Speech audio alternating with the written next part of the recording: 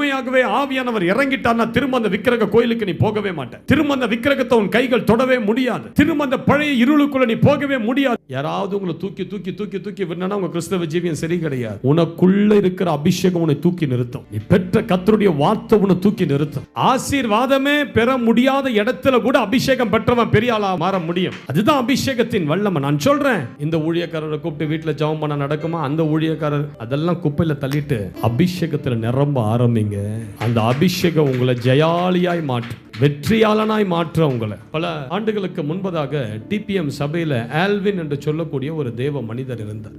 அவர் மேல இருந்த ஒரு அபிஷேகத்துக்கு அளவே இல்லை. அவர் ஜெபம் பண்ணார்னா எப்பேற்பட்ட வியாதியும் குணமாயிடும். தெருவில் போய் நின்று ஒரு சுவிசேஷத்தை பிரசங்கம் பண்ணிட்டு சேலஞ்ச் போடுவாரா, இங்க யார் யாரெல்லாம் இப்ப வியாதியில இருக்கீங்க எல்லாம் வாங்க, என் ஆண்டவர் உண்மையானவர் என்பதை இப்ப நிரூபிக்க. வியாதிஸ்தர் உள்ளவர் எல்லாரும் வருவாங்க. அவர் கையை வச்ச உடனே பட்டு பட்டு பட்டு பட்டுன்னு அற்புதம் நடந்துரும். ஒரு இடத்துல போய் அது மட்டும் சுவிசேஷத்தை பிரசங்கம் பண்ணி அங்க உள்ள வியாதிஸ்தர்களை சேலஞ்ச் பண்ணி கூப்பிட்டு இருக்கிறார். எல்லாரும் வந்திருக்கிறாங்க, கைகளை வச்சிருக்கிறார். வெச்சோம் அவ்வளவு பேரை ஹீல் ஆயிட்டாங்க. கொஞ்ச நேரத்தில் அந்த ஊர் மக்கள் எல்லாரும் புறப்பட்டு வந்துட்டாங்களாம் இவர்கிட்ட.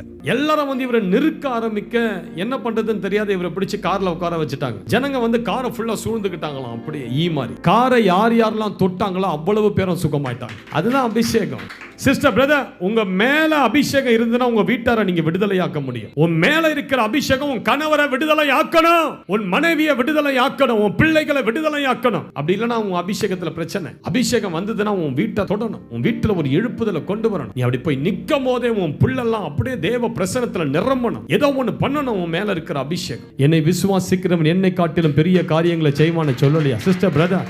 அவரை காட்டிலும் நீ பெரிய காரியங்களை செய்ய முடியும். இயேசு கிறிஸ்துவின் மேல இருக்கிற அதே அபிஷேகம் தான் உன் மேலையும் இருக்கிறது.